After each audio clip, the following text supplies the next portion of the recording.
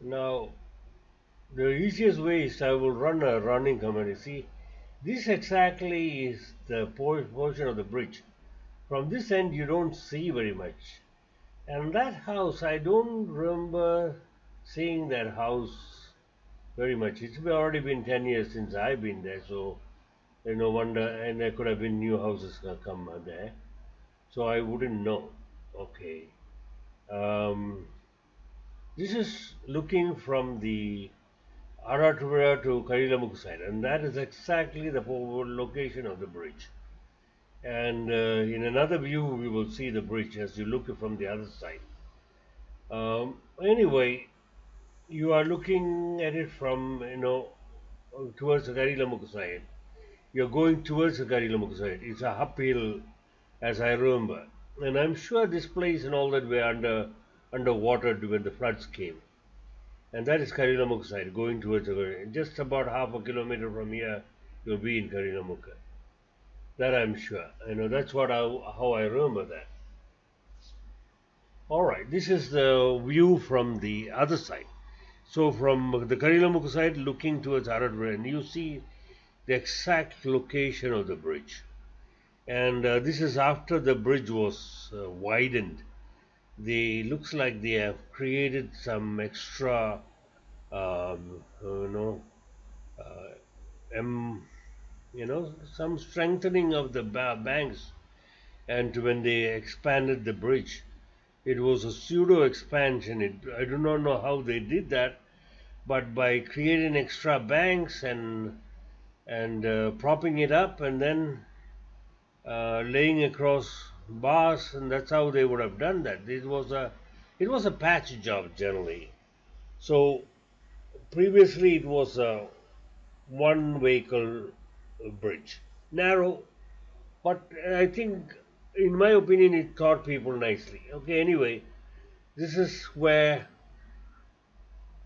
they started digging on the day that they started digging, and not too bad. They from either side. Now the bridge looks like gone, and you can see a whole lot of people standing there at the other side, and they are digging some pathway to the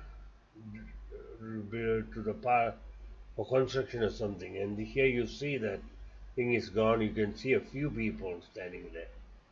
It must be long after the bridge, or initially there will be a lot of people. And somewhere along the way, I saw one photograph. I have to ask somebody. They've created a footbridge across. They found a very narrow location and created a footbridge. That's a nice thing to do. Anyway, at least for people who need both sides on a daily basis, that was a nice thing to do. Okay, fine. That's great. I'll find the details. It wouldn't be very far. And this is a picture after the bridge is already gone. This is the after effect. I don't know. I don't see all the parts dangling. In one of the videos, I saw the stuff all dangling inward, which would have been later pulled out or dragged out. Okay, that's the widest it gets. That's the widest it gets. It's next to the house that I said I don't recognize. It came much later than me having left the place. Anyway, that's fine. So the bridge is gone. That's pretty much that it is. But we have a reasonable amount of photographs. If anybody else has any photographs, I'll be collecting them and all, and archiving them anyway for the fun of it. So that's it. That was good. I'll use this video and perhaps communicate with some people to understand the rest of what was going on. But one thing I heard was that our Marthoma Kurtamanapalli, the Padri, is essentially become part of the PWD. Apparently, he was called in. I didn't understand why he had to be there. Anybody else could have been there.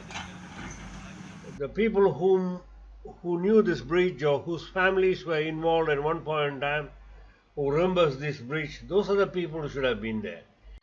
I hate to say this, but the churches and archons and all that are used as a prop these days, more for show.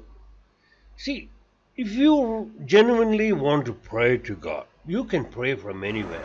The archon didn't even have to come there. He could have just sit somewhere else and prayed. God will listen from regardless of where you pray from. And the God will only listen to the prayer of the good people, He will ignore the corrupted. So I wouldn't want to be judging whether he's corrupted or not. Let God be the judge. But his actions don't seem to jive with what is supposed to be. One thing, he has failed to live up to the fact that he should stand up for the community. He snaked himself out of it, saying that I don't know much of it, that I'm just a vicar of the church. That was not acceptable. That was not acceptable.